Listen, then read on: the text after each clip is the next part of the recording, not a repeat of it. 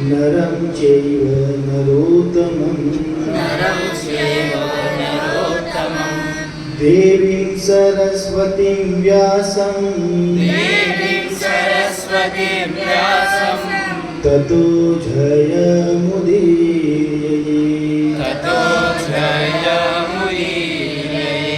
नष्टप्रायेषु भद्रेषु नित्यं भागवत सेवया भगवती उत्तम श्लोके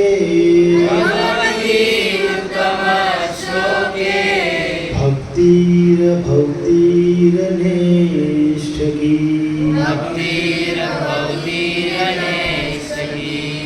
ओम ज्ञानतिमिरान्धस्य ज्ञानाञ्जनशलाकया चक्षुरुन्मिलितं येन तस्मै श्रीगुरवे नमः। श्रीचैतन्यमनोभीष्टं स्थापितं येन भूतले स्वयं रूप कदा मह्यं ददाति सदान्तिकं। नमः श्रीगुरुदेवाय कृष्णपृष्ठाय भूतले श्रीमते भक्तिवेदान्त स्वामिनिधि नामिने नमस्ते सरस्वते देवे गौरवाणी प्रचारिणे निर्विशेष शून्यवादी पाश्चात्यदेशकारिणे हे कृष्ण करुणा सिंधु दीनबंधु जगत्पते गोपेश गोपिकाकांत राधाकांत नमोस्तुते तप्त कांचन गौरांगी श्रीराधे वृंदावनेश्वरी वृषभानुसुते देवी प्रणमामि हरिप्रिये। वाञ्छाकल्पतरुभ्यश्च कृपा सिन्धुभ्येव च पतितानां पावनेभ्यो वैष्णवेभ्यो नमो नमः। जय श्री कृष्ण चैतन्य प्रभु नित्यानंद श्री अद्वैत गदाधर श्रीवासादि श्री गौर भक्तवृंद। हरे कृष्णा कृष्णा कृष्णा हरे हरे हरे राम राम राम हरे हरे। हरे कृष्णा कृष्णा कृष्णा हरे हरे हरे राम राम राम हरे हरे। हरे कृष्णा कृष्णा कृष्णा हरे हरे हरे राम राम राम हरे हरे। आराध्यो भगवान् ब्रजेशतनय तद्धाम वृन्दावनम् रम्या काञ्चिदुपासना व्रजवधू वर्गेया कल्पिता। श्रीमद्भागवतं प्रमाणममागम् प्रेमामुमर्तो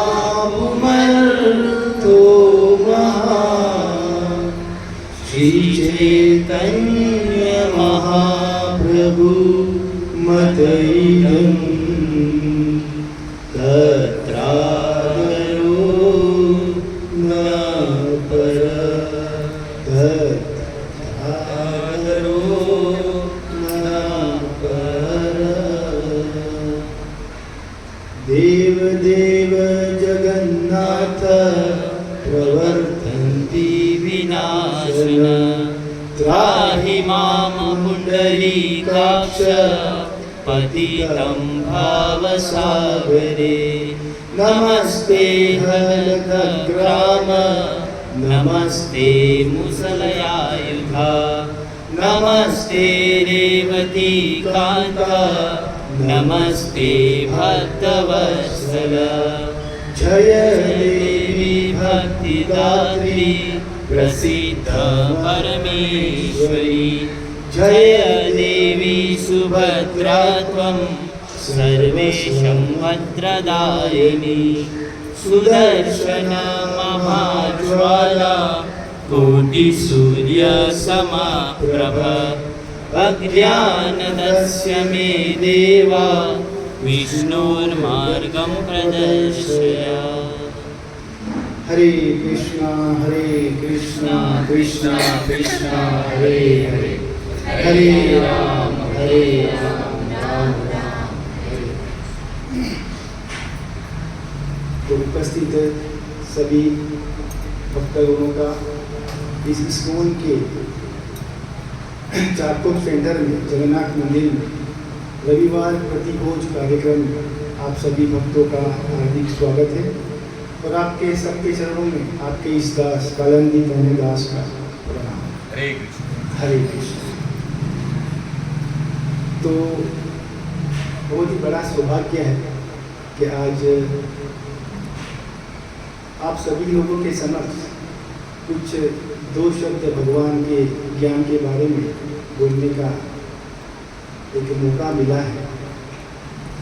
तो मैं पहले कहूँ कि कुछ महीने पहले आप सभी भक्तों के आशीर्वाद से गुरु महाराज ने मुझे शिष्य के रूप में अपने चरणों की सेवा करने के लिए स्थान दिया है और वही गुरु महाराज को आज धारण करके आप सभी भक्तों के सामने कुछ दो शब्द कहने का प्रयास कर रहा हूँ। हो सकता है बहुत सारी त्रुटियाँ हो सकती हैं, पर समझने की बात है कि प्रथम बार व्यासपीठ मिली है तो थोड़ा बहुत नर्वस तो कोई भी इंसान हो जाता है, पर आप सब लोग अपने घर के ही हैं, मुझे पता है कि आप सब लोग माफ करेंगे। वैसे मैं कोई बड़ा कलाकार तो हूँ नहीं और आपको यहाँ पर ये भी कह दूँ कि यहाँ पर किसी माधुर्य रस का या वात्सल्य रस का आपको रसास्वादन नहीं कर पाऊँगा, क्योंकि कोई बड़ा प्रगाढ़ पंडित तो हूँ नहीं मैं। पर यहाँ पर हम कुछ भगवत गीता के बारे में बात करेंगे। तो भगवत गीता में आप नॉर्मली श्लोक और ज्ञान की बात कर सकते हैं, वहाँ पर आपको किसी प्रकार का रसास्वादन मतलब माधुर्य जो रस या ऐसा कोई रस का स्वाद में नहीं करवा पाऊँगा। तो आप ध्यानपूर्वक इस सत्र को सुनिएगा, क्योंकि हम जानते हैं कि छोटे से बच्चे को अगर हम कहें कि जहाँ स्कूल में जाना है तो सबसे पहले वो मुँह ही बिगाड़ेगा, क्योंकि उसको पता है वहाँ जाके क्या करना है, पढ़ना है। और भगवत गीता एक ऐसा विषय है कि इसको हम पढ़ने के माध्यम से, ज्ञान के माध्यम से ही उसको हम समझ सकते हैं। और इस संसार में ज्ञान प्राप्त करना किसी से तो बहुत बड़ा मुश्किल कार्य है। तो किसी से ज्ञान प्राप्त करना तो बहुत ऐसा लगता है कि किधर ये भगवत कर रहा है। तो आप सभी लोग धैर्यपूर्वक इस सत्र को सुनिएगा, क्योंकि यहाँ पर ज़्यादातर श्लोकों का ही वर्णन होगा और भगवान ने इस श्लोकों के माध्यम से जो कुछ भी ज्ञान दिया है तो हम उसका यहाँ पर संक्षिप्त में वर्णन करेंगे। तो सबसे पहले हम भगवत गीता की अगर थोड़ी बहुत बात करें तो ये महाभारत का एक विषय है। इसको स्पेशली अलग से लिखा नहीं गया था। जब महाभारत लिखा गया तो उसमें भगवत गीता को वर्णन में लिया गया था। तो महाभारत के विश्व पर्व में 13वें अध्याय से 42वें अध्याय तक भगवत गीता का वर्णन हुआ है और उसमें 25वें अध्याय में राजा धृतराष्ट्र संजय से पूछते हैं कि धर्म क्षेत्र कुरुक्षेत्र समवेता युयुत्सव पांडता मानवश्चैव किं कुर्वन् संजय। तो 25वें अध्याय में भगवत गीता का शुरुआत होती है और 13वें अध्याय से लेकर 24वें अध्याय तक संजय धृतराष्ट्र को युद्ध की जो तैयारियां हुई थी उसके बारे में वर्णन करते हैं। और 25वें अध्याय का पहला ही श्लोक धृतराष्ट्र के द्वारा गाया गया था। जैसे कि हम सब जानते हैं कि भगवत गीता में टोटल 700 श्लोकों का वर्णन हुआ है और इस 700 श्लोकों में 574 श्लोक भगवान श्री कृष्ण के द्वारा गाए गए हैं और 84 श्लोक 84 श्लोक अर्जुन के द्वारा गाया गया है और 41 श्लोक संजय के द्वारा गाया गया है और एकमात्र श्लोक धृतराष्ट्र को मिला है वो जो हमने सुना कि धर्म क्षेत्र कुरुक्षेत्र, मतलब वो वहाँ पर जानना चाहता है कि युद्ध भूमि में क्या हो रहा है, मेरे और पांडवों के पुत्रों के बीच में क्या हो रहा है। तो उसकी जिज्ञासा यहाँ पर धृतराष्ट्र करते हैं और संजय उसको आगे के वर्णन को सुनाते हैं। भगवद गीता वैसे बहुत इजी विषय है, ये एक सब्जेक्ट है। जैसे कि हम स्कूल में जाते हैं तो बहुत सारे सब्जेक्ट होते हैं, वैसे ये भी एक सब्जेक्ट के हिसाब से। तो यहाँ पर भगवद गीता को बहुत से लोग देखते हैं कि वो झाड़ी किताब है तो उसको पढ़ने के लिए आधे लोग तो डर जाते हैं और कुछ लोग बहाना बना देते हैं कि हम तो पापी जीव हैं, हम भगवद गीता का ज्ञान कैसे प्राप्त कर सकते हैं, हम तो ये खाते हैं, हम तो वो खाते हैं, हम तो अच्छे कुछ कर्म करते नहीं है, तो भगवद गीता ज्ञान हम कैसे समझ सकते हैं। पर सही वास्तव में अगर मैं कहूँ तो भगवद गीता का ज्ञान किसी ज्ञानियों के लिए या पंडितों के लिए नहीं है। भगवद गीता का ज्ञान उसी के लिए है जो पाप कर्मों में निवृत्त रहता है। और यही बात है भगवान भगवद गीता में कहते हैं कि अपि चेदसि भी पापेभ्य, अगर हमें पाप कर्मों में बहुत सारी वृत्ति है पर हम पाप कर्म ही कर रहे हैं और उसमें भी सर्वेभ्य पाप कृतम है, और उन सारे पापियों में अगर हमको उत्तम पापी माना जाए, बोला टॉप मोस्ट का पापी, सबसे बड़ा बोलते ना पापी, मतलब एकदम जो कर्म नहीं करने होते वो सारे कर्म करता है, वैसा भी माना जाए तो भी भगवान कहते हैं कि सर्व ज्ञान प्लवेने, एक ज्ञान रूपी नाव में आपको बैठना है, मतलब इस ज्ञान को आपको सुनना है, ज्ञान को आपको प्राप्त करना है। और भगवान कहते हैं जिनम संतरिष्य से, तो आप इस भव सागर के दुखों से, इस भव सागर के जो पाप कर्म हमने जो किए उससे आपको मुक्ति मिल सकती है, आप उस भव सागर को पार कर सकते हैं। तो उन लोगों के लिए ये बात है कि जो कहते हैं कि मैं सर्वोत्तम पापी हूँ, तो उनके लिए यह है कि भगवद गीता हम जैसे पापियों के लिए ही बनाई गई है। जैसे कि मैं आपको कहूँ कि हम बाजार में जाते हैं और किसी नई वस्तु को या घर पे लेके आते हैं, जैसे कि समझो कि हमने एक बड़ा सा टीवी घर पे लेके आए, तो उस टीवी के साथ साथ क्या क्या आता है, मैनुअल बुक आता है, रिमोट भी आता है और मैनुअल बुक भी आता है। तो जो कोई भी कंपनी कोई भी चीज बनाती है, भौतिक दृष्टि से बात कर रहा हूँ, तो उसको मैनुअल बुक देनी ही पड़ती है। कल उठ के अगर उस मशीन में या उस वस्तु में किसी भी प्रकार की खोट आ गई या बिगड़ गया और उसने मैनुअल बुक नहीं दी है, तो हम उसके ऊपर क्लेम कर सकते हैं कि भाई ये आपकी चीज़ बिगड़ गई। अगर उसने मैनुअल बुक दी है और हमने उसको सही ढंग से नहीं पढ़ा और वो बिगड़ा, तो हम कुछ कर नहीं सकते, क्योंकि उसने उसका कर्तव्य निभा दिया है। वैसे ही भगवद गीता हम सारे संसार में किस तरह से हमको आदान प्रदान करना है, किस प्रकार से हमको इस संसार में रहना है, किस तरह से हमको कर्म करने हैं, किसकी हमको उपासना करनी है, किसको हमको गुरु धारण करना है, तो ये सारी बातें हमारे जीवन के लिए भगवान ने इस भगवद गीता में दी है। ये हमारे लिए कहे तो एक मैनुअल बुक है, ये संसार में हमको किस प्रकार जीना है, ये बात भगवद गीता हमको बताती है। और ये बात हमको बहुत ही सुंदर तरीके से समझ लेनी चाहिए, वरना फिर क्या होता है कि अगर बाइक ली है, चलाने नहीं आती है और चलाएंगे तो क्या हो जाता है, एक्सीडेंट हो जाता है। और वही चीज़ हमारे साथ पूरे जीवन में हो रही है। हम हमारे मन से, हम हमारे मन गणन की वजह से जीवन जीना चाहते हैं, और वही एक सबसे बड़ा हमारा दुख का कारण है कि हम कैसे जीवन जीना है वो हम सीखते नहीं है और फिर दुखों में पड़ जाते हैं।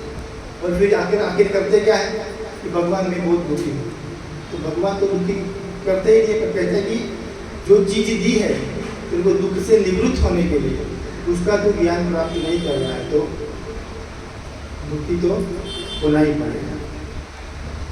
तो वैसे ही कहते हैं कि जब भी हमको मौका मिलता है तो भगवत गीता का ज्ञान सबसे पहले हमको लेना चाहिए।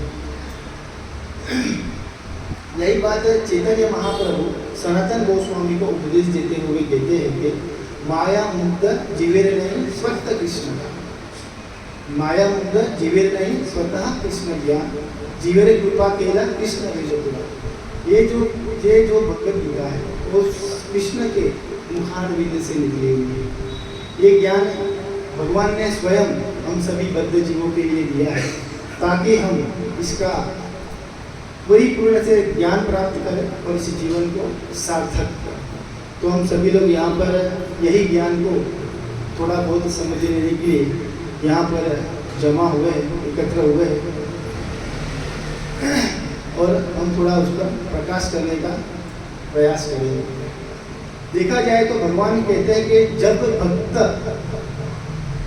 जब हमारी भक्ति में मन लगने लगता है तो समझ लेना कि आपने भगवान को नहीं, भगवान ने आपको चुना। आज हम सब लोग यहाँ पर बैठे हैं तो उसका एकमात्र यही कारण है कि भगवान ने हमको यहाँ पर इस ज्ञान को प्राप्त करने के लिए बुलाया गया है। तो ये भगवान की इच्छा है कि हम सब लोग इस ज्ञान को अच्छी तरह से प्राप्त करें। जैसे कि हम देख रहे हैं कि ये दिखने में बहुत बड़ी किताब है, पर अब तो हम जानते हैं कि यह एक सत्र में पूर्ण करना असंभव सी बात है। इस थोड़े ही समय में पूरे भगवत गीता को समझ पाना बहुत ही कठिन कार्य है। तो आज हम भगवत गीता के मर्म को समझने का प्रयास करेंगे। तो हम जानेंगे कि भगवत गीता में किस प्रकार का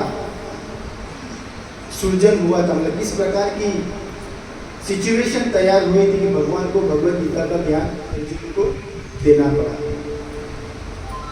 हम सभी लोगों के अंदर और एक प्रश्न उठ सकता है कि संसार में बहुत सारे लोगों ने भगवत गीता पर टीकाएं की, करीबन 700 से 800 भगवत गीता प्रभुपाद जी ने लिखी थी, तब शायद विद्यमान थी इस संसार में। तो और एक भगवत गीता प्रभुपाद जी को लिखने की जरूरत क्या पड़ी जब जाके इतनी सारी भगवत गीता ऑलरेडी संसार में विद्यमान है। तो कहने का तात्पर्य यही है कि जैसे कि बहुत सारे लोगों ने भगवत गीता पर टीका की है, तो उसमें जो भगवत गीता का मर्म था वो मर्म कहीं पर किसी ने दर्शाया है, जो विद्वान है, जो पंडित है, जो भक्त है, उन्होंने इस मर्म को कहीं ना कहीं दर्शाया है। पर बाकी के जितने भी अज्ञानी लोगों ने भगवत गीता पर टीकाएं की है, जैसे कि क्योंकि किसी फिलोसोफर ने भगवत गीता पर टीका की तो उसने सारी भगवत गीता में फिलोसोफी की बात की। अगर किसी लॉयर ने भगवत गीता पर टीका की है तो उसने कानूनी जो दाव पेच होते हैं उसी की बात की। मतलब जो भगवत गीता का मूल मर्म था वो मर्म ही लुप्त हो चुका है।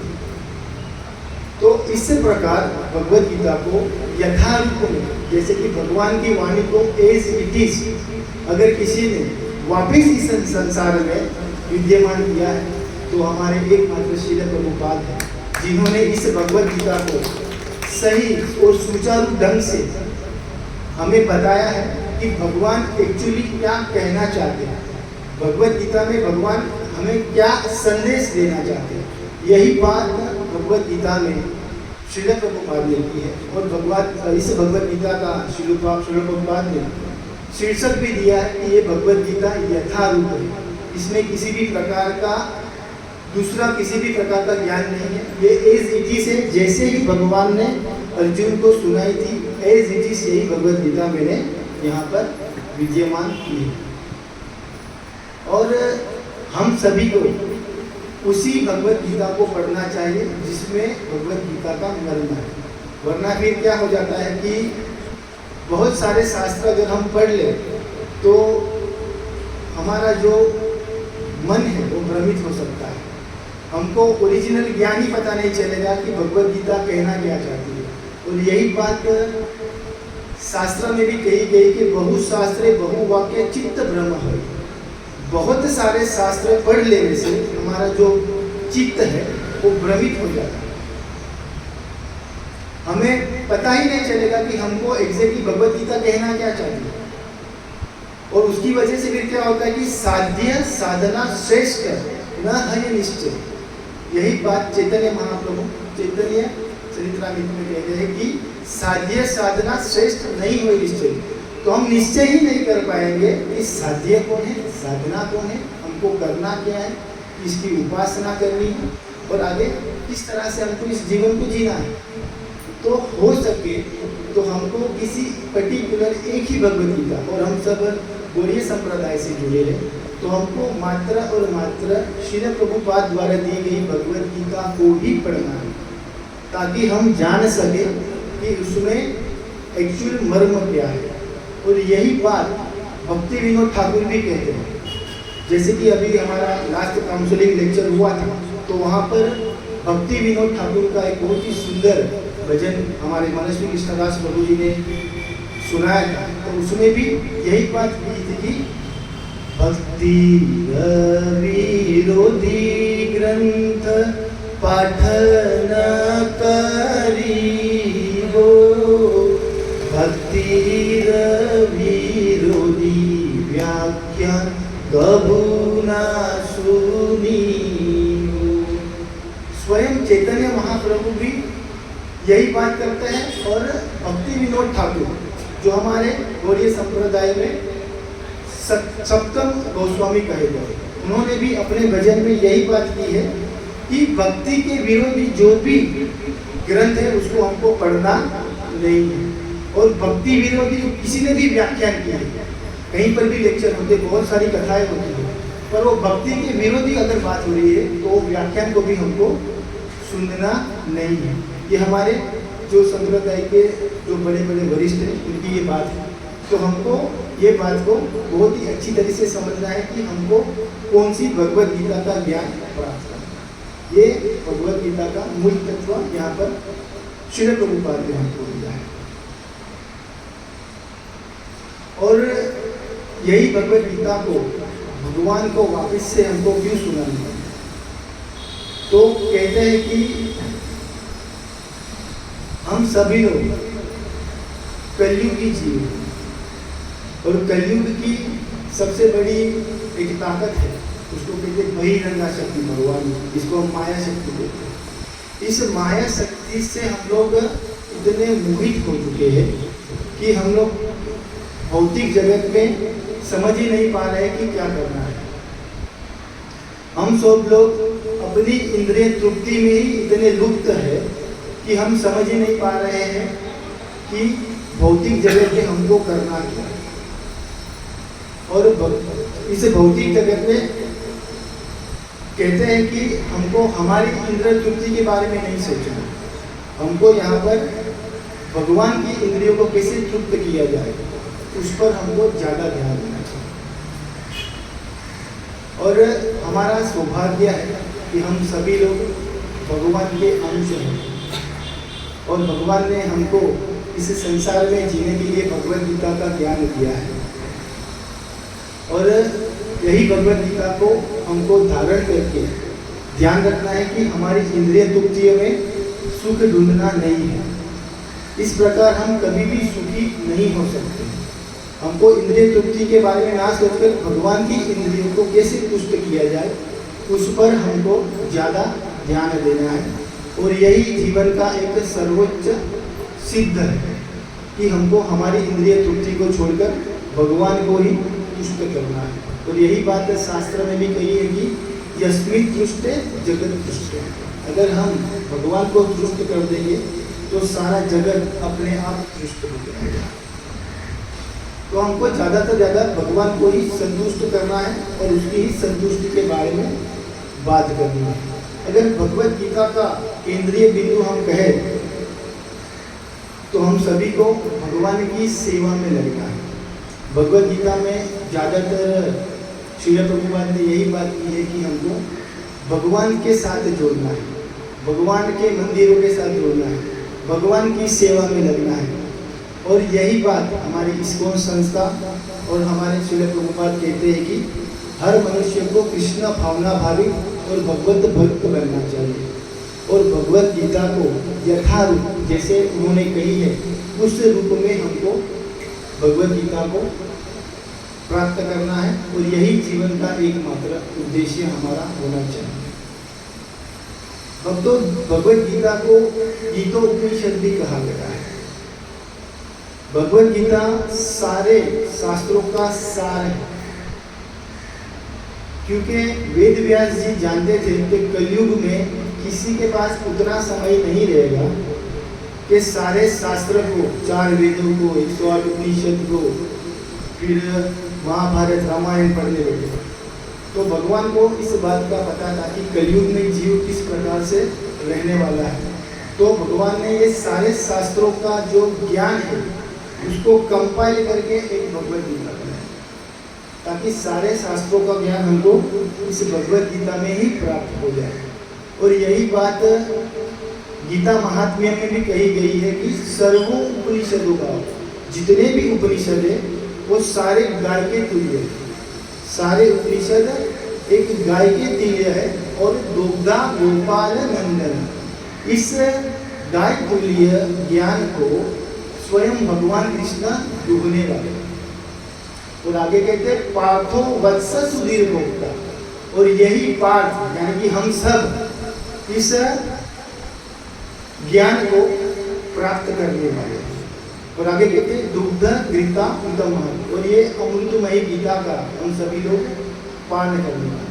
तो यहाँ पर गीता महात्म्य में भी यही बात कही गई है कि हम सब लोग बछड़े के समान है और ये भगवत गीता एक ज्ञान का अमृतमय दूध है और उसको हम सभी को क्या करना है, पान करना है। और यही बात भगवत गीता में कही गई है। और एक बात मैं कहूँ कि भगवत गीता हमको कैसे प्राप्त करनी है, कैसे इसको समझना है। तो जैसे कहूँ कि मैं बीमार हूँ, मुझे किसी बीमारी का बीमार हो चुका हूँ या मैं बीमार हूँ, तो मैं सीधा मेडिकल स्टोर में जाकर कहूँ कि भाई मुझे ये बीमारी लग गई है और मुझे उसकी दवाई दो, तो वो मेडिकल स्टोर में दवाई दे सकता है? नहीं दे सकता, चाहे उसके पास फार्मेसी का सर्टिफिकेट भी क्यों ना हो, पर वो मेरी बीमारी का दवाई वो वहाँ पर नहीं दे सकता। तो हमें जो बीमारी हुई है वो बीमारी का इलाज कौन कर सकता है?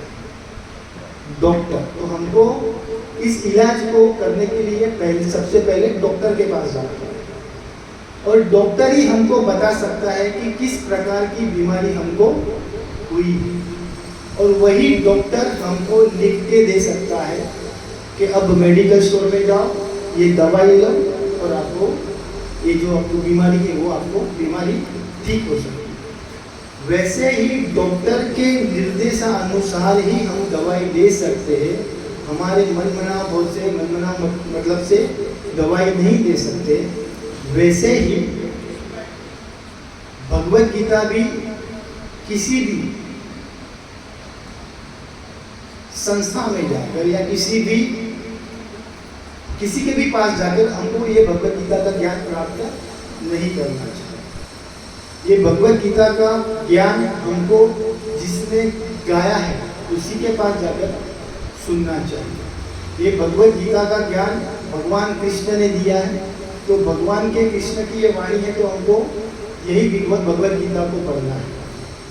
अगर मैं कहूँ सरल भाषा में, तो ये जितने भी हमारी बीमारियां हैं ये भौतिक संसार में, उसकी एकमात्र अगर दवाई है तो वो कौन सी है?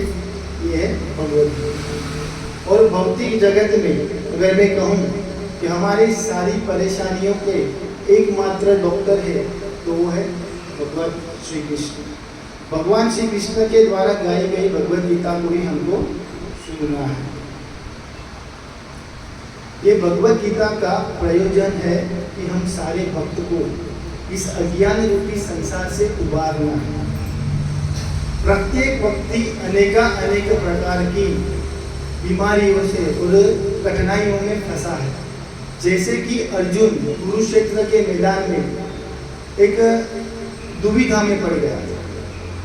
उसको पता था कि उसको अभी यहाँ पर युद्ध ही करना है, पर वो ऐसे संशय में आ गया था, ऐसी कठिनाई में आ गया था कि उसको पता ही नहीं था कि मुझे अब आगे क्या करना है। और वही समय था जब अर्जुन दुविधा में था, तभी भगवान ने इस भगवद गीता का ज्ञान अर्जुन को दिया।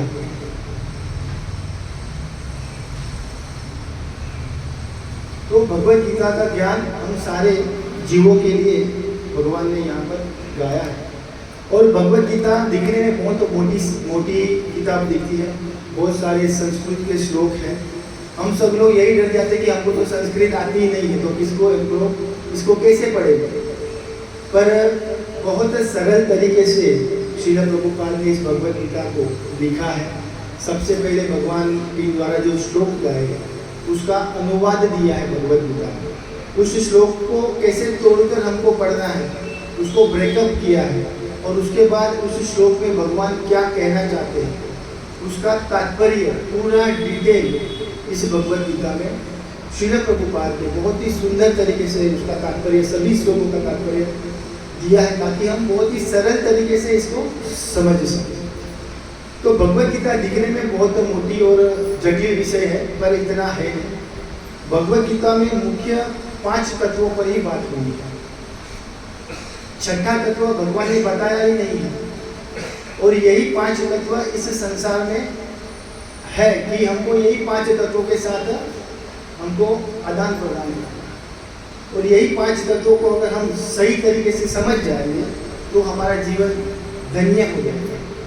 और 5 ही विषय वस्तु को हमको सिर्फ समझना है कि भगवान ने इस 5 विषय वस्तु में क्या क्या कहा है।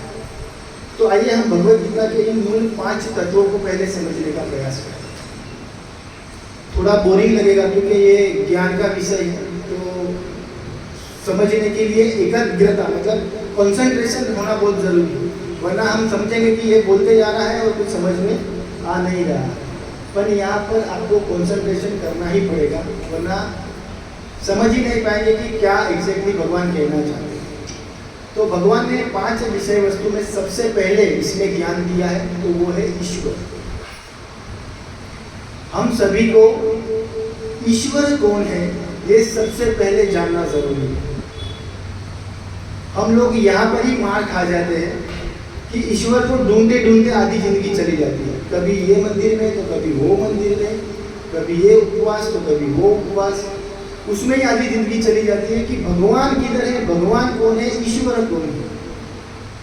तो ईश्वर को समझने के लिए बहुत ही सुंदर ब्रह्मा जी अपनी ब्रह्म संहिता में कहते हैं कि ईश्वर परम कृष्ण, दैट्स इट। यहाँ पर बात खत्म हो जाती है, इसके आगे हमको हमारा दिमाग लगाना ही नहीं। ईश्वर परम कृष्ण।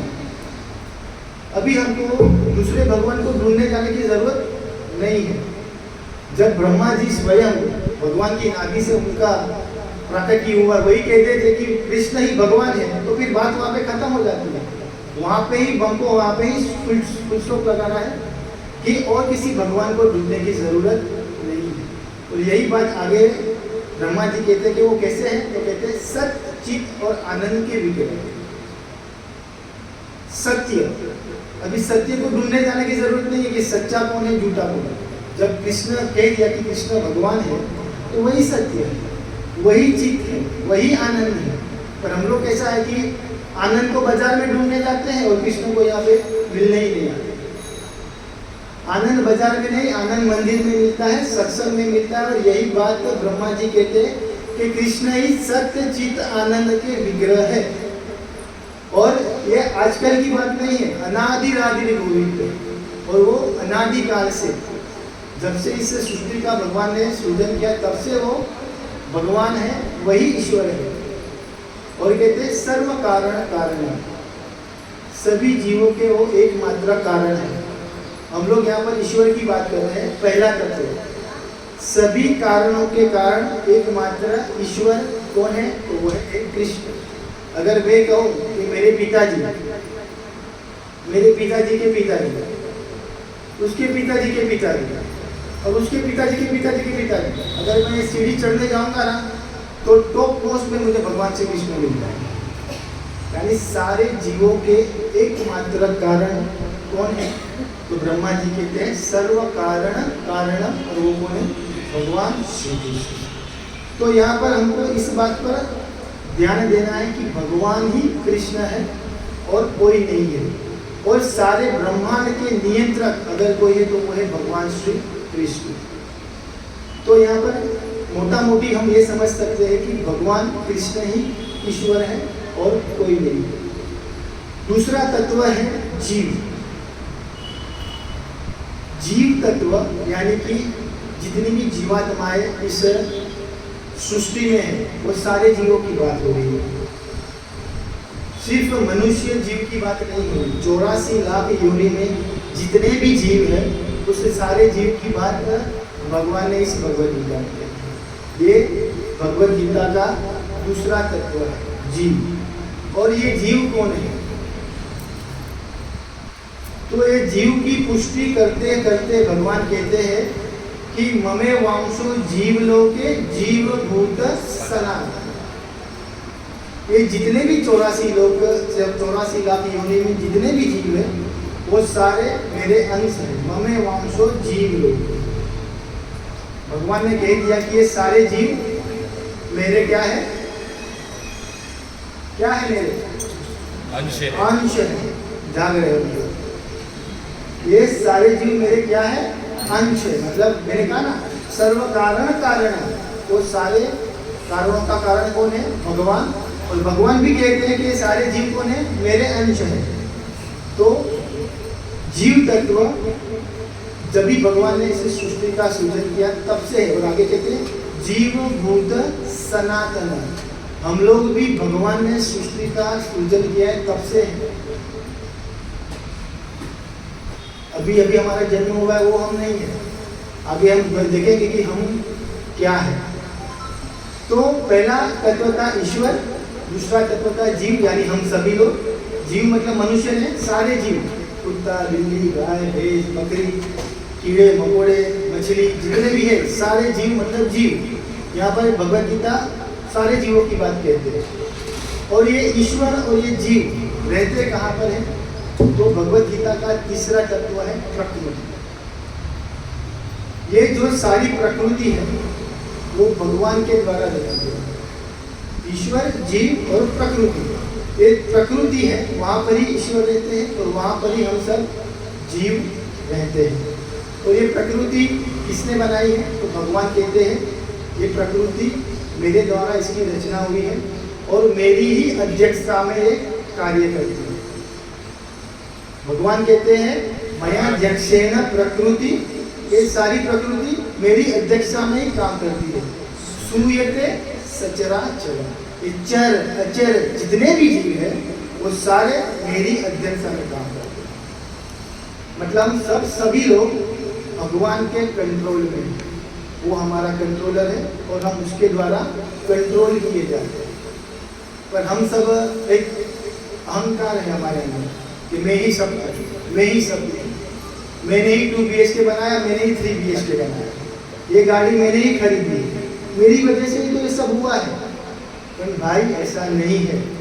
भगवान ने ये वचन कहे हैं कि जितने भी जीव हैं वो मेरे अंश हैं और वो मेरी ही वजह से सचराचर मतलब जड़ अचर जो कुछ भी हमारे साथ घटित हो रहा है वो सारे मेरी वजह से। सारी भौतिक प्रक्रिया है वो सारी प्रक्रिया भगवान के द्वारा ही निर्मित है और उसी की अध्यक्षता में काम होता है। चौथा तत्व है काल, जिसको कहते हैं समय। और इस बात को हम बहुत अच्छी तरह से समझ लें कि समय से बड़ा कोई, समय बड़ा बलवान। हमको हमारी शक्ति नहीं लगानी, समय बड़ा बलवान। और यही बात भगवान यहाँ पर भी कहते हैं भगवद गीता में। ध्यान रखना भगवान क्या क्या कह रहे हैं। मैं ही ईश्वर हूँ, सारे जीव मेरे ही कंट्रोल में रहते हैं, प्रकृति भी मेरी कंट्रोल में है, और ये जो समय है वो भी कौन है? कालोस्मी। भगवान भगवद गीता में कहते हैं ये जो समय है, जो जन्म से लेके मृत्यु तक हमको जो समय दिया है, जो हमारी काला विधि है, वो कौन है? कालोस्मी। भगवान कहते हैं वो भी मैं ही हूँ, प्रकृति भी मैं हूँ, जीव भी मैं हूँ, और यहाँ पर कहते हैं समय काल भी मैं ही हूँ। कालोस्मी लोकक्षय कृत प्रकृति। और भगवान आगे कहते हैं कि ये सारी सृष्टि का विनाश भी मैं ही करता हूँ। सारी सृष्टि का विनाश कौन करता है? भगवान कहते हैं वो भी मैं ही करता हूँ। तो हमको मोटा मोटी ये समझ लेना है कि हमारी मृत्यु भी उसी के हाथ में है, हमारी मृत्यु भी उसी के हाथ में है, और उसका एक समय आगे बोला ना काल, वो काल भी दिया गया है। उसके अलावा समय जितना भगवान ने दिया है, उसके अलावा एक सेकेंड भी हम लोग खरीद नहीं सकते, कितना भी पैसे हो जाने दो आपके पास, क्योंकि ये शब्द भगवान ने इस भगवद गीता में कहा है। और मैंने कहा ना कि ये हमारे जीवन में हमको कैसे जीना है, वो मैन्युअल बुक ये है, और यही बात भगवान भगवद गीता में कहते हैं, और यही बात हम लोग को जाननी नहीं है। और दौड़े दौड़े यहाँ पर ही आना कि भाई मैं यहाँ पे दुखी हो गया। जब बाइक चलाने के लिए भगवान ने बाइक चलाने के लिए मैन्युअल बुक दी है, तो उसको देखो और फिर चलाओ। और भगवान ने यहाँ पर भगवद गीता दी है, तो उसको पहले पढ़ो और फिर जीवन को हमको जीना है। अगर इसको पढ़े बगैर हम लोग जीवन जीते हैं, तो सीधी सी बात है, हम कहीं ना कहीं एक्सीडेंट कर देते हैं। ईश्वर, जीव, प्रकृति, काल, और अब सबसे बड़ा इम्पोर्टेंट अगर कोई तत्व है ईश्वर के बाद, तो वो है कर्म। 5 तत्वों में से सबसे इम्पोर्टेंट अगर कोई तत्व है तो वो है कर्म। सारे जीव कर्म के माध्यम से ही अपनी समय को तय करते हैं। समय को हम लोग कर्म के माध्यम से ही करते हैं, और ये बहुत ही ऊंडा विषय है समझने के लिए, कि इसको अगर हमने समझ लिया कि हमारे जीवन में इम्पोर्टेंट कोई तत्व तो है, वो है कर्म। हमारे कर्म की वजह से ही जो कुछ भी है वो हमारे जीवन में घटित होता है। और यही बात भगवान भगवद गीता में कहते हैं, किम कर्म किम कर्मेति।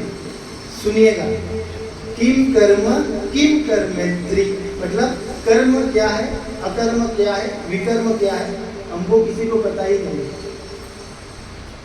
बहुत ही सुंदर तरीके से भगवान ने ये विषय पे बहुत ही अच्छा, मतलब बहुत ही अच्छे अच्छे श्लोकों को गाया है, और उसका बहुत ही डिटेल में हमको समझाया है। पर हमको हमारे कर्म पे विश्वास ही नहीं है। हम ऐसा कर्म करते हैं कि हमको लगता है कि कोई देख ही नहीं रहा, हमको कोई देखने वाला है ही नहीं। पर यहाँ पर भगवान ने कहा कि ये 5 तत्व है जो हमेशा यहाँ पर विद्यमान है, और यही 5 तत्वों में हम लोग घेरे हुए। तो यहाँ पर कर्म की व्याख्या करते हुए कहते हैं भगवान, किम कर्मेति कवियो तत्र मोहिता तत्र कर्म प्रवक्ष्यामि यज्ञात्वा मोक्ष से शुभ। अगर इसको मैं अगर डिटेल में कहूँ कि कर्म क्या है और अकर्म क्या है, इसे निश्चित करने में बुद्धिमान व्यक्ति मोहग्रस्त हो जाता है। मैंने कहा ना, कर्म, अकर्म और विकर्म 3 प्रकार के कर्म होते हैं। उसको समझने में हम मोहग्रस्त हो जाते हैं। हमको समझ में ही नहीं आता है कि सही क्या है और गलत क्या है, इस बात का ज्ञान नहीं है। और यही बात भगवान इस श्लोक में कहते हैं कि कर्म क्या है, विकर्म क्या है और अकर्म क्या है। तो इस बात को अगर हम जान लेते हैं तो भगवान आगे कहते हैं यज्ञात्वा मोक्ष से शुभ। अगर इस बात को हमने समझ लिया तो हमारा मोक्ष निश्चित है। क्या समझना है हमको? सिर्फ कर्म। पर कर्म को समझना बहुत ऊंडा विषय है, तो डिफिकल्ट भी थोड़ा लगता है। तो इसको और भी डिटेल में भगवान ने आगे कहा है। और ये जो हमने श्लोक गाया उसमें प्रभुपाद जी कहते हैं कि कर्म 3 प्रकार के हैं, कर्म, अकर्म, विकर्म। और इसे समझने के लिए मनुष्य को परमेश्वर के साथ संबंध बनाना चाहिए। अब हमारे हिसाब से कर्म करेंगे तो नहीं हम कर पाएंगे। इसके लिए हमको क्या करना है? भगवान के साथ हमको हमारा संबंध बनाना है। और भगवान का संबंध कहाँ पर बनता है? तो भगवान के द्वारा दी गई जितनी भी संस्थाएं हैं, जहाँ पर हमने 4 प्रकार की संस्थाओं का भगवद गीता में वर्णन हुआ है, तो उसमें कहीं पर भी जाके हमको भगवान के साथ संबंध बनाना चाहिए। और इस श्लोक में प्रभुपाद जी कहते हैं कि कर्म के विषय को समझने के लिए कृष्ण भावनामृत संघ के अधिकारियों की संगति करनी चाहिए। कृष्ण भावनामृत संघ की, जो कृष्ण को जानते हैं उसके पास जाकर ही हमको कर्म के बारे में सुनना है। अगर हम किसी और के पास जाकर कर्म की बात करेंगे तो इस विषय में हम समझ नहीं पाएंगे। तो यहाँ पर प्रभुपाद कहते हैं कि कर्म के बारे में भक्तों का संग करके ही हमको इस बात को समझना चाहिए, क्योंकि ये कर्म जो विषय है बहुत ही गहन है, बहुत ही उम्दा है। और ये कर्म की बात इस जन्म की नहीं है, जन्मों जन्म से हम जो कर्म करते आ रहे हैं उस सारे कर्मों की बात यहाँ पर हो रही है। और इस कर्म को हम समझ नहीं पाते हैं कि ऐसा हमारे साथ क्यों होता है,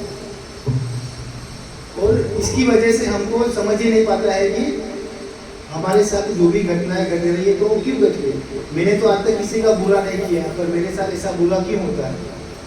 तो ये सारे हमारे कर्म हैं, उसी की वजह से होता है। और यही बात भगवान भगवद गीता में कहते हैं, कर्मणो यपि बोद्धव्यम बोद्धव्यम च विकर्मणा अकर्मणश्च बोद्धव्यम गहना कर्मणो गति। कर्म, अकर्म, विकर्म, ये सारे को समझना भगवान कहते हैं गहना कर्मणो गति। ये कर्म की गति को समझना इतना आसान नहीं है। इसीलिए प्रभुपाद जी कहते हैं कि जो कृष्ण भावनामृत संघ से जुड़े हैं वही अधिकारियों के पास जाकर भगवद गीता का ज्ञान हमको प्राप्त करना चाहिए, किसी की पास भी जाकर नहीं।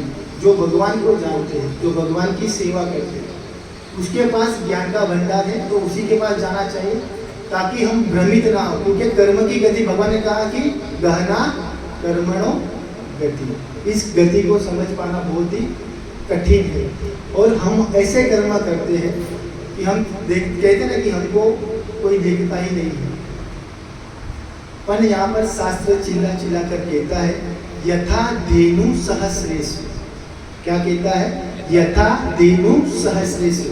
हजारों गाय को खड़ा कर दिया जाए तो भी उसका जो बछड़ा है, वत्सो विंदति मातरम, उसका जो बछड़ा है उस गाय को हजारों की संख्या में भी ढूंढ लेगा।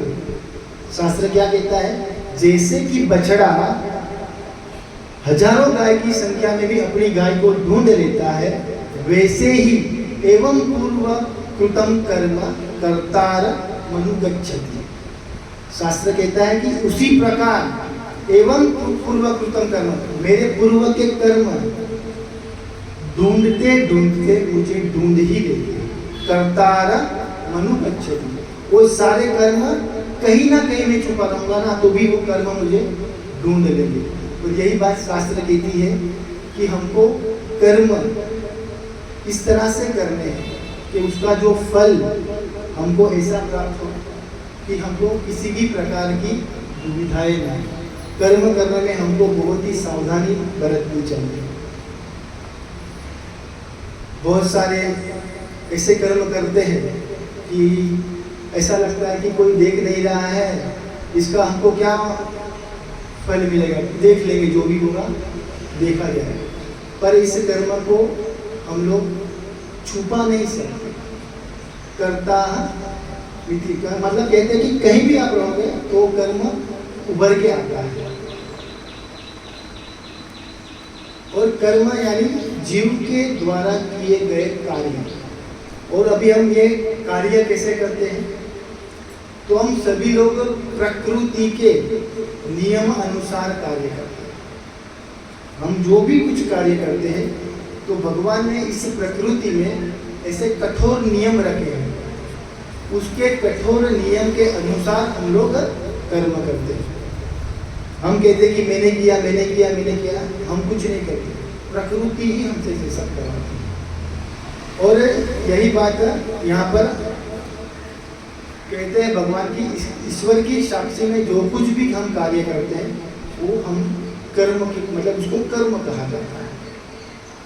और ये सारे कर्मों का एक समय भगवान ने निश्चित किया है, उसको कहते हैं हम ना काल। तो जो भी कर्म करते हैं उसका एक समय होता है, वो समय अगर खत्म हो गया मतलब आपको उस कर्म का फल मिलना चालू हो जाता है, चाहे वो कर्म इस जन्म के हो या जन्मों जन्म के हो, उसका फल आपको मिलना ही मिलना है। और सबसे बड़ा उदाहरण आपके सामने बैठा है। इस जीवन में इतने सारे कर्म किए हैं, ऐसा लगता है कि लिस्ट बनाने बैठूं तो, और आपको अगर वो कर्म के बारे में तो आप लोगों को यहाँ से भगा, पर पूर्व के कहीं मेरे कर्म है, जैसे कि प्रभु जी हम कहते हैं कि पूर्व के कर्मों पर क्या हो गया, उदय हो गया है। और आज देखते कि हाथ में माला है, भगवान का नाम है। इस जन्म में अगर मुझे किसी ने देख लिया होता तो वो विश्वास ही नहीं करे कि भाई ये आज ये पोजीशन में आकर बैठा है और आज इतने सारे लोगों को कर्म की बात कर रहा है। उसको खुद को पता नहीं था कि कर्म क्या है, पर कहते हैं ना कि हमारे कर्म हमको कहीं ना कहीं से ढूंढ लेते हैं। और वो एक जीवित उदाहरण अगर मैं कहूँ तो वो मेरे पूर्वों के कई कर्म है कि आज सभी लोगों के सामने बैठकर भगवान की गुणानुवाद में मेरी वाणी लग रही है। तो मेरे कर्म है कि इस कर्म को कहीं ना कहीं ही हुआ है कहने का मतलब। और ये जितने भी मैंने जो 5 तत्व आपको बताए हैं, वो 5 तत्व एक दूसरे के साथ परस्पर कैसे संबंध रखते हैं। ईश्वर का जीव के साथ क्या संबंध है, ईश्वर और जीव का प्रकृति के साथ क्या संबंध है, जीव और प्रकृति का कर्म के साथ क्या लेना देना है, और ईश्वर जीव प्रकृति कर्म का इस काल के साथ क्या लेना देना है। ये 5 तत्व है। मैंने कहा ना 5 तत्व के अलावा इस जगत में छठा तत्व है ही नहीं। ये 5 तत्वों को हम लोग सही तरीके से समझ लेते हैं, यानी समझ लो कि हमको जीना आ गया, पूरी भगवत गीता हमने समझ ली। तो ये 5 तत्व एक दूसरे के साथ कैसे संबंध रखते हैं, इसका बहुत ही सुंदर वर्णन भगवान ने इस भगवत गीता में कहा। और इस भगवत गीता को मैंने थोड़ा अध्ययन किया है कि ये जो 5 तत्व है वो एक दूसरे के साथ कैसे परस्पर संबंध रखते हैं। तो उसको श्लोक के माध्यम से भगवत गीता में कहाँ पर कहा गया है, क्योंकि हम भगवत गीता तो पढ़ लेते हैं पर समझ में नहीं आता कि भगवान कहना क्या चाहते हैं। कभी अर्जुन की भी अभी आगे बात करेंगे तो भगवान की यही समझ में नहीं आता अर्जुन के कि भगवान आखिर कहना क्या चाहते हैं।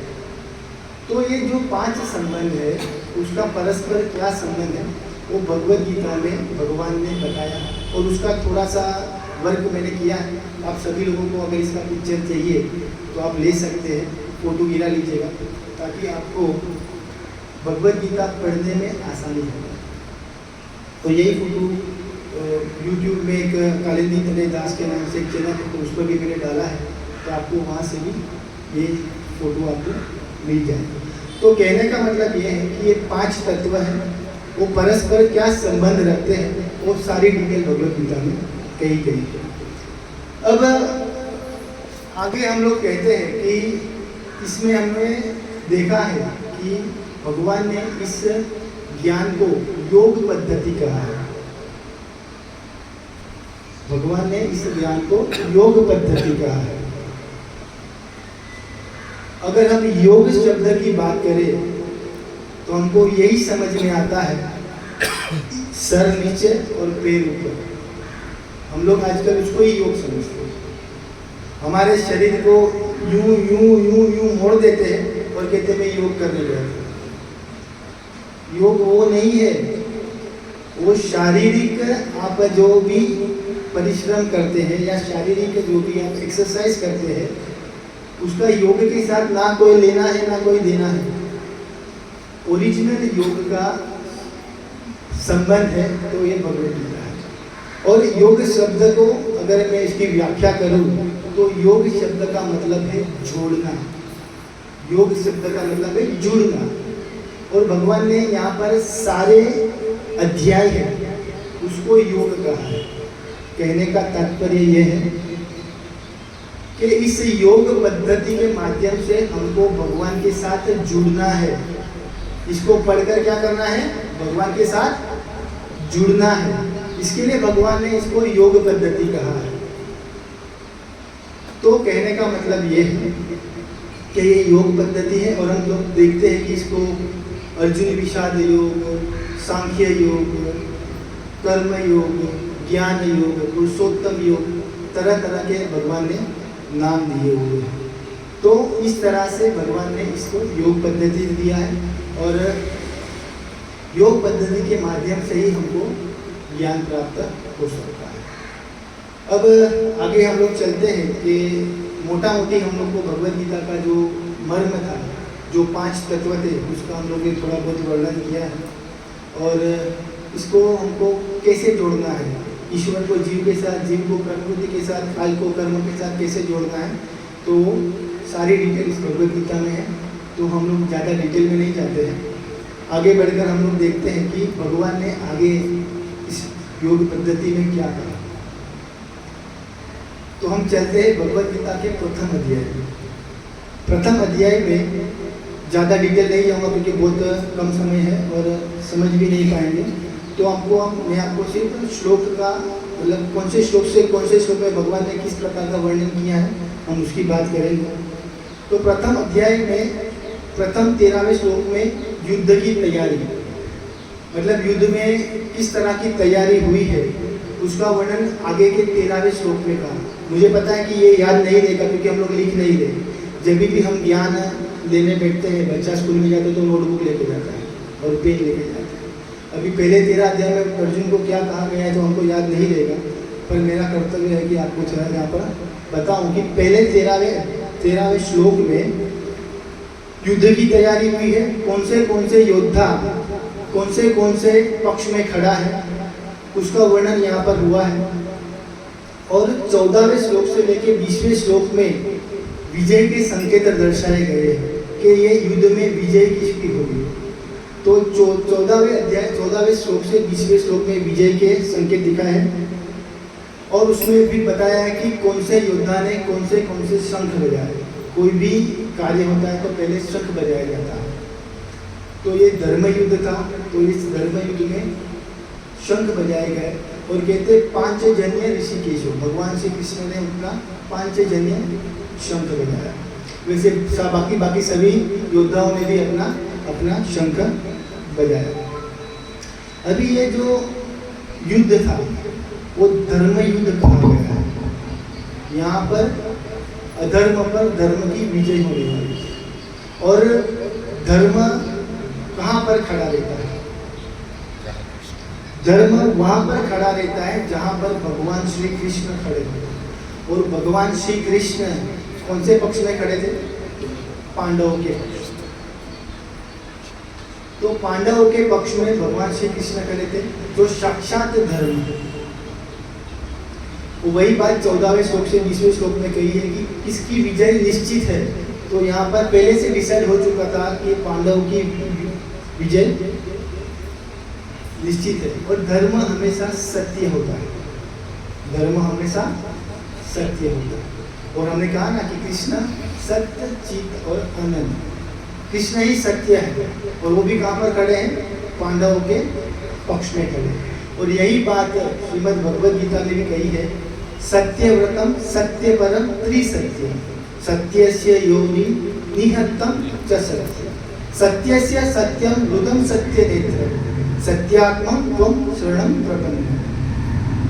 इस श्लोक में देवताओं ने भगवान श्री कृष्ण की थोड़ी व्याख्या की है कि यहाँ पर सत्य है, सत्य है, सत्य है, सत्य है। और धर्म भी यहाँ पर सत्य है और वो कृष्ण पांडवों के पक्ष में खड़े हैं।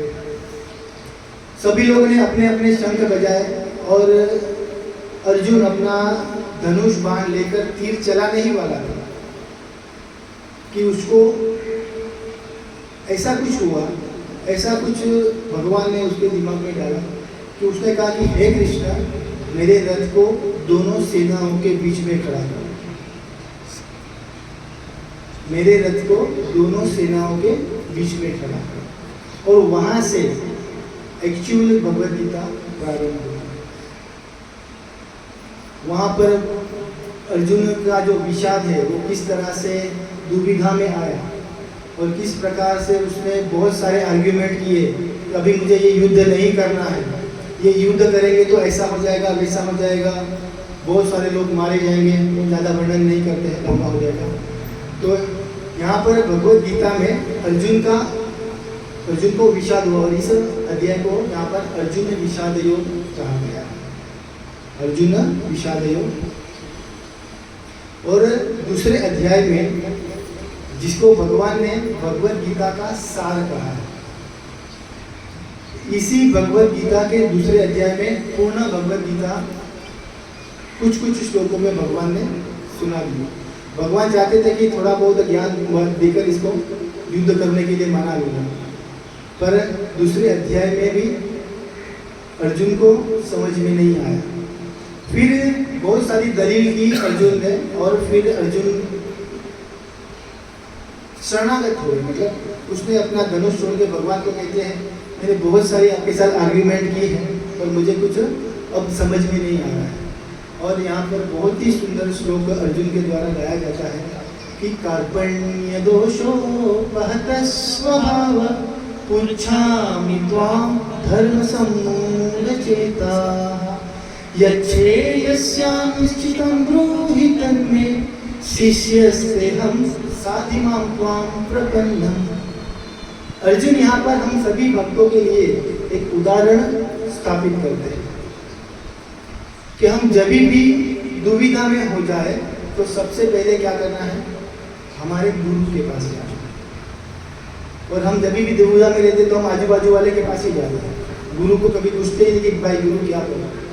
और गुरु के पास जाते भी हैं तो कुछ भौतिक इच्छा लेके ही जाते हैं।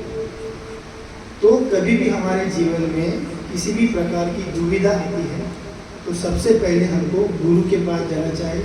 और ये बहुत ही सुंदर उदाहरण अर्जुन यहाँ पर स्थापित करते हैं।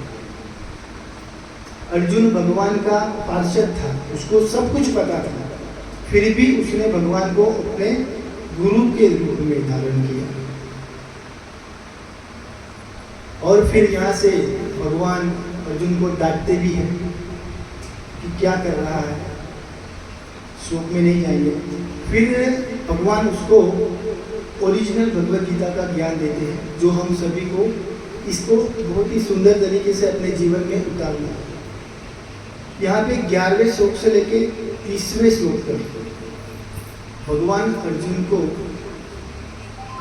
बहुत ही सुंदर श्लोक, मतलब उसको सबसे पहले अपना स्वरूप दिखाते हैं, हम सभी को अपना स्वरूप। ये भगवद गीता अभी मैं कहती हूँ कि अर्जुन के बारे में नहीं है, ये भगवद गीता किसके बारे में कहा गई है, हमारे जीवन की मैन्युअल बुक है और अर्जुन के जीवन की मैन्युअल बुक नहीं है।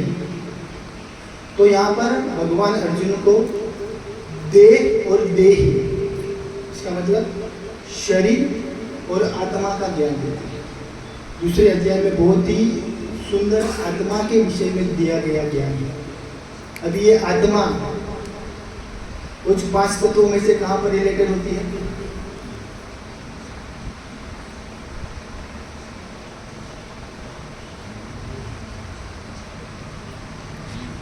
जीव। यहाँ पर आत्मा मतलब हमने जो 5 तत्वों में बात की थी वहाँ पर हमारी बात हो रही है, कौन सा, जीव। तो ये जीव तत्वों में बात हो रही है और भगवान ने उसका बहुत ही सुंदर वर्णन आत्मा का दिया है कि आत्मा सत्य है, नाशवान है, नित्य है, सर्वव्यापी है। और ये जो शरीर है वो नाशवान है और नाशवान है और हमारा ये शरीर नष्ट होने वाला है। तो हमको यहाँ पर ये मोटा मोटी जानना है कि हम सभी लोग क्या है, आत्मा है। हम सभी लोग आत्मा है, शरीर नहीं है। ये शरीर तो आखिर में क्या करना है, उसको तो जलाकर राख करना है।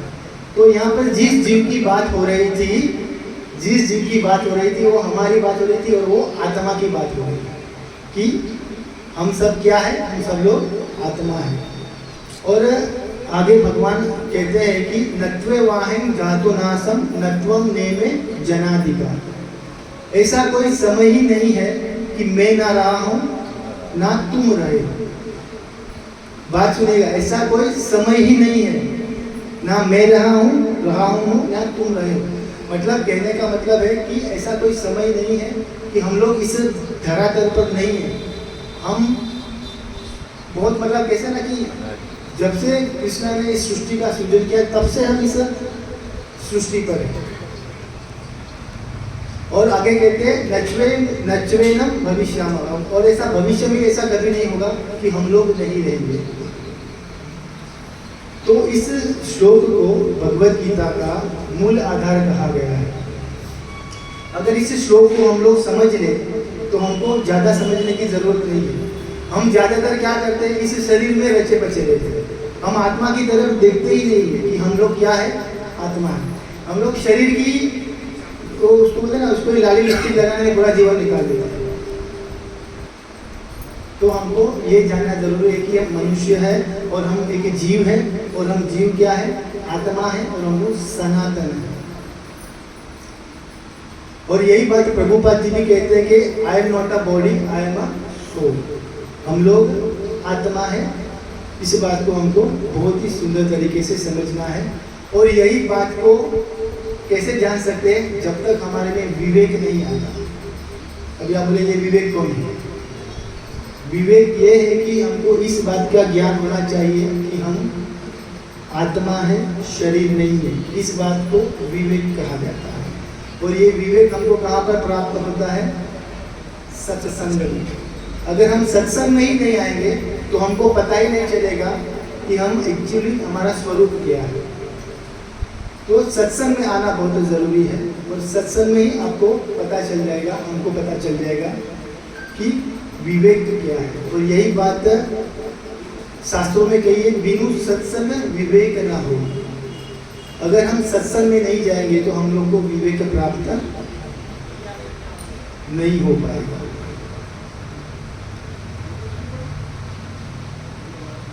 तो हमने आगे बात कही है कि हम जितने भी कर्म करते हैं वो प्रकृति के कठोर नियम के आधार पर करते हैं।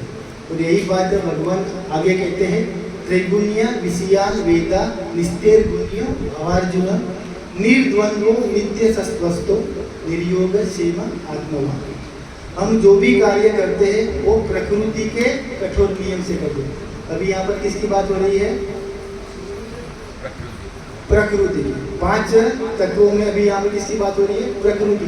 प्रकृति का जीव के क्या क्या क्या संबंध है, वो यहाँ पर भगवान बताते हैं कि हम लोग प्रकृति के कठोर नियम के वजह से ही सारे कार्य कर रहे हैं। और आगे भगवान दूसरे अध्याय में आगे बढ़कर कहते हैं कि हमारी इच्छाएं जो है वो बड़ी तीव्र है, और इस तीव्र इच्छाओं की वजह से ही हम क्या करते हैं? कर्म करते हैं। और जो कुछ भी हम कर्म करते हैं अच्छे